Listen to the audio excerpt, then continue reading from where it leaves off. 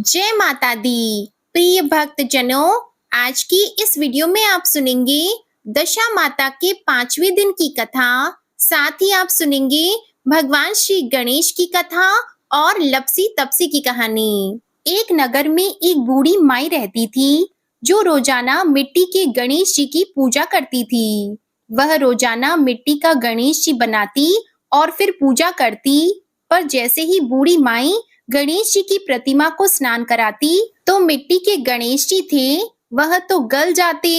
वह बूढ़ी माई बड़ी ही परेशान होती। वह चाहती कि मेरे पास ऐसी प्रतिमा हो जो खराब ना हो, तो कितना अच्छा होता। एक समय की बात है, बूढ़ी माई के घर के पास एक सेठ जी का मकान बन रहा था। तब बूढ़ी माई मकान बनाने वाले मिस्त्री के पास जाकर बोली कि बेटा, मुझे पत्थर की मूर्ति बना दो, मैं गणेश जी की पूजा करती हूँ। मिट्टी का गणेश जी बनाती हूँ तो पानी लगते ही वह तो गल जाता है। मैं तो बूढ़ी हो चली हूँ, मुझसे रोजाना गणेश जी बनाया नहीं जाता, इसलिए बेटा तुम मेरे लिए एक पत्थर का गणेश जी बना दे। गणेश भगवान तेरी सारी मनोकामनाएं पूर्ण करेंगे। तो बूढ़ी माई की बात को सुनकर मिस्त्री कहने लगा कि हम तुम्हारे लिए मूर्ति बनाएंगे, उतनी देर में तो हम अपनी दीवार बना लेंगे। हमारे पास इतना समय नहीं है कि सेठ जी का काम बीच में छोड़कर हम तुम्हारे लिए मूर्ति बनाएं। यह सुनते ही बूढ़ी माई को बड़ा ही दुख हुआ और वह मन ही मन कहने लगी कि भगवान करे तुम्हारी यह दीवार कभी न बने। यह कहकर बूढ़ी अम्मा अपने घर चली गई और मिस्त्री और मजदूर दीवार को बनाने में लग गए। अब दीवार जैसे ही बनाए तो वह टेढ़ी हो जाती। दीवार को तोड़े और फिर से बनाए, पर सीधी दीवार नहीं बनती। इस तरह पूरा दिन एक ही दीवार को तोड़ते बनाते हुए बीत गया। शाम को सेठ जी आए और कहने लगे कि आपने अभी तक कुछ नहीं किया। तो मिस्त्री ने बूढ़ी माई के आने की सारी बात बताई। यह बात सुनकर सेठ जी बूढ़ी माई के पास गए और प्रणाम करके बोले, माँ जी, आप आशीर्वाद दो कि मेरा मकान जल्दी से पूरा हो जाए। मैं तुम्हारे लिए पत्थर का क्यों, सोने का गणेश जी बनवा कर दूंगा। यह सुनकर बूढ़ी माई बहुत प्रसन्न हुई और उन्होंने सेठ जी को आशीर्वाद दिया कि बेटा, बिना कोई विघ्न के तेरा मकान जल्दी से पूरा हो जाएगा।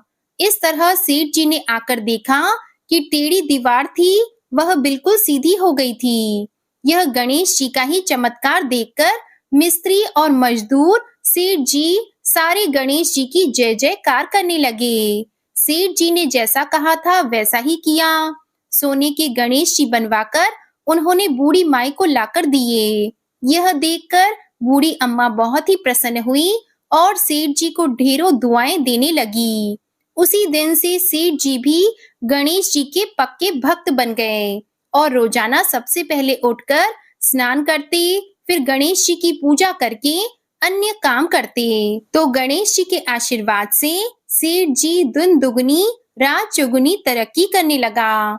बोलो गणेश जी भगवान की जय। अब सुनिए दशा माता की 5वीं कहानी, एक साहूकार के 5 बेटे और एक बेटी की कहानी। एक साहूकार था, उसके परिवार में 5 पुत्र, उनकी बहुएं तथा एक पुत्री थी। पुत्री का विवाह हो चुका था, परंतु उसका गौना नहीं हुआ था।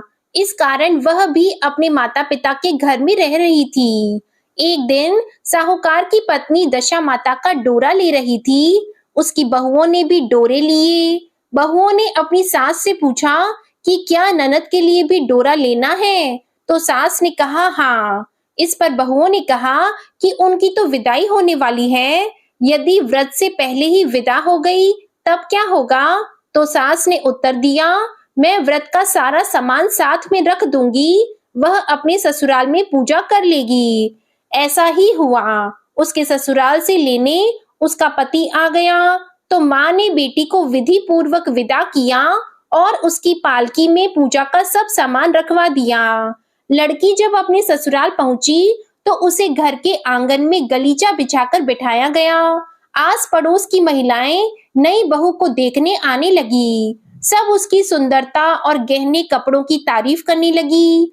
किसी की निगाह उसके गले में बंधे डोरे पर पड़ गई। वह बोली, बहू की माँ बड़ी टोटके वाली है। सबकी निगाहें उसकी बात सुनकर उसके गले में पड़े डोरे पर पड़ी। सभी स्त्रियां डोरे के बारे में अपनी अपनी राय प्रकट करने लगी। शाम को सास, ननद, देवरानी, जेठानी, घर की सभी स्त्रियां भी उसी डोरे की चर्चा करने लगी। सब डोरे की निंदा कर रही थीं। सुबह से शाम तक डोरे के बारे में सुनते सुनते बहू का दिमाग खराब हो गया। उसने डोरे को गले से उतारकर जलती हुई आग में डाल दिया। डोरे के जलते ही सारे घर में आग लग गई।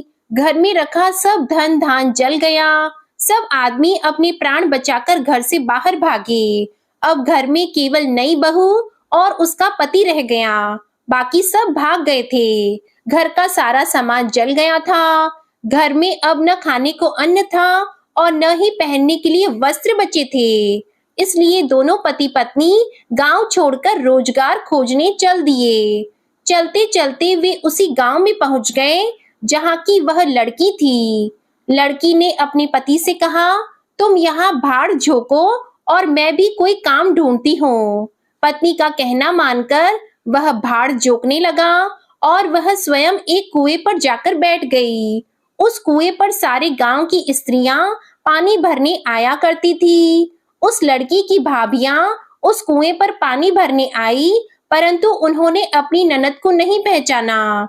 वे उससे बोली, तुम तो किसी भले घर की लड़की मालूम होती हो। कुछ काम करना चाहती हो तो बोलो। लड़की बोली, काम तो करूंगी परंतु कोई नीच काम नहीं करूंगी। बड़ी भाभी बोली, हमारी ननद ससुराल चली गई है। तुम हमारे बच्चों की देखभाल करती रहना और हमारे घर से सीधा लेकर अपना भोजन बना लिया करना। लड़की इस काम के लिए राजी हो गई।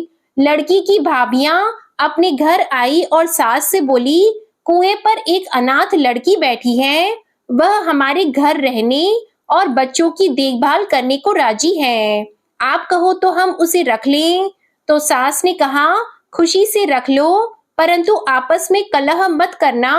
तो सब बहुएं राजी हो गई। वे वापस कुएं पर आई और उसे घर ले आई। वह अपने भतीजे और भतीजियों की देखभाल करने लगी और अपना जीवन निर्वाह करने लगी। एक दिन दशा माता का डोरा लेने का अवसर आया तो सास के कहने पर सब बहुओं ने डोरा लिया। बहुओं ने सास से पूछा कि क्या इस लड़की के लिए भी डोरा लेना है? तो सास ने कहा, हाँ। बहुओं ने कहा, इसी प्रकार आपने ननद जी के लिए भी डोरा ले लिया था, परंतु पूजा से पहले ही उनकी विदाई हो गई। अब इस लड़की को डोरा दिलाना चाहती हो? यदि यह पूजा से पहले चली गई तो क्या होगा? तो सास बोली, तुम्हारी ननद ने अपने घर जाकर पूजा की होगी। यह लड़की पूजा होने तक इसी घर में रहेगी तो अपने आप पूजा में शामिल हो जाएगी और यदि कहीं चली गई तो वहां पर ही पूजा कर लेगी। सर्वसम्मति से लड़की ने भी दशा माता का डोरा ले लिया। 9 दिन तक वह दशा माता की कहानी तथा व्रत पूजन करने में शामिल होती रही। 10वें दिन लड़की की माता और बहुओं ने सर से स्नान किया और घर में चौका लगाया तथा पूजन की तैयारी करने लगी। लड़की बहुओं से बोली, यदि कोई पुराना कपड़ा मिल जाए तो मैं भी स्नान कर लूं। बहुओं ने अपनी सास से पूछकर अपनी ननद की साड़ी उस लड़की को दे दी। अपनी पुरानी साड़ी लेकर वह स्नान करने गई। उसने सर से स्नान करके साड़ी पहनी और घर आ गई। घर पर पूजा आरंभ हो गई। वह जैसे ही पूजा के पास आकर बैठी तो बहुओं ने कहा, यह तो हमारी ननद जैसी लग रही है। इस पर सास ने नाराज होकर कहा, तुम्हारे मन में जो आता है बोलती रहती हो। पूजा के समय भी चुपचाप नहीं बैठा जाता। चुप रहो, मुझे कथा कह लेने दो। तुम्हारी बातों से कथा में विघ्न पड़ता है। तो सारी बहुएं चुप हो गई। घर की सब स्त्रियों ने पारण किया। ऐसे ही लड़की ने भी पारण किया। इसके बाद स्त्रियां एक दूसरे का सर गूंथने लगी। एक ने लड़की का सर गूंथना शुरू किया। वह बोली कि जैसी गूंथ सिर में है वैसी ही गूंथ हमारी ननद के सिर में थी। सास नाराज होकर बोली, तुम मेरी बेटी की तुलना इससे क्यों कर रही हो? सास ने बहू को तो डांट दिया, परंतु उसकी बात मन में घर कर गई। उसने लड़की से कहा, आज रात मेरे पास सोना। रात को जब बहुएं सो गई तो उसने लड़की से पूछा, तुम्हारे पीहर में कभी कोई था? उसने जवाब दिया, मेरे 5 भाई और भाभियां थी, तुम जैसे माता पिता थे। उसने फिर पूछा, क्या हुआ? तो लड़की बोली, पीहर में मैंने दशा माता का डोरा लिया था, उसके पूजन से पहले ही ससुराल के लिए विदा हो गई। ससुराल में पहुंचकर मेरे गले में पड़े डोरे को देखकर वहां की स्त्रियां हंसी उड़ाने लगी। तब मैंने उस डोरे को आग में डाल दिया। उस डोरे के साथ सारा घर जलकर भस्म हो गया। सब लोग वहां से भाग गए। हम दोनों भागकर इस गांव में आ गए। उसकी माँ ने पूछा कि तुम्हारा पति कहाँ है? तो लड़की ने कहा, वह भड़भूजे के यहाँ भाड़ झोंकता है। दशा माता के प्रकोप से हमारी ये हालत हो गई।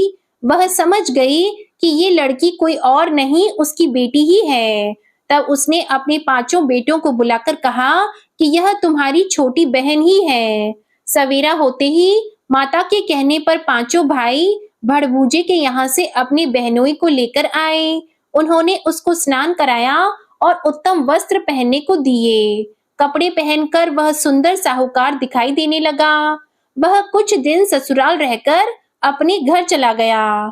घर पहुंचकर उसने देखा कि सब लोग पहले की तरह सुखपूर्वक रह रहे हैं। इसके बाद वह अपने ससुराल आया और अपनी पत्नी को विदा कर घर ले आया। वह अपनी दशा पर विचार करती हुई जा रही थी। मार्ग में एक नदी पड़ी। उस नदी में स्नान करके अप्सराएं दशा माता का डोरा ले रही थी। उनके पास एक डोरा बच गया था। वह अप्सराएं बोली, यदि इस डोली में कोई उच्च वर्ग की स्त्री हो तो उसे ये डोरा दे दें। उन्होंने डोली के पास जाकर पता किया और वह डोरा उस लड़की को दे दिया। जब लड़की अपने ससुराल पहुंची तो सास थाल सजाए, ननद कलश लिए और देवरानी जेठानी अन्य मांगलिक वस्तुएं लिए उसका स्वागत करने के लिए खड़ी थी। नेग दस्तूर हो जाने के बाद लड़की को आसन पर बिठाया गया। आसन पर बैठने के बाद लड़की ने कहा, आप लोगों ने पहली बार दशा माता के डोरे के लिए अपशब्द कहे थे, जिसका फल ये हुआ कि घर के सब लोग बिछुड़ गए तथा घर का धन धान्य जलकर स्वाहा हो गया।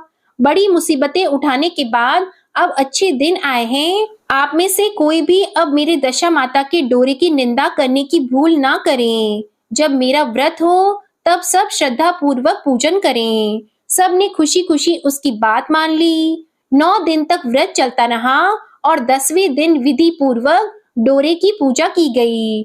7 सुहागिनों को न्योता दिया गया। उनका श्रृंगार करके आंचल भरा गया। इस प्रकार दशा माता को पूजन समाप्त हुआ। जिस प्रकार दशा माता ने उस लड़की के दिन फेरे, वैसे ही वह सब पर अपनी दया करें। प्रेम से बोलिए दशा माता की जय। अब आप सुनिए लपसी और तपसी की कहानी। एक लपसी था, एक तपसी था। तपसी हमेशा भगवान की तपस्या में लीन रहता था। लपसी रोजाना 1.25 सेर की लापसी बनाकर भगवान को भोग लगाकर भोजन कर लेता था। एक दिन दोनों लड़ने लगे। तपसी बोला, मैं रोज भगवान की तपस्या करता हूँ, इसलिए मैं बड़ा हूँ। लपसी बोला, मैं रोज भगवान को 1.25 सेर लापसी का भोग लगाता हूँ, इसलिए मैं बड़ा हूँ। नारद जी वहां से गुजर रहे थे। उन्होंने दोनों को लड़ता हुआ देखकर उनसे पूछा कि तुम लड़ क्यों रहे हो? तपसी ने खुद को बड़ा होने का कारण बताया और लपसी ने अपना कारण बताया। नारद जी बोले, तुम्हारा फैसला मैं करता हूँ।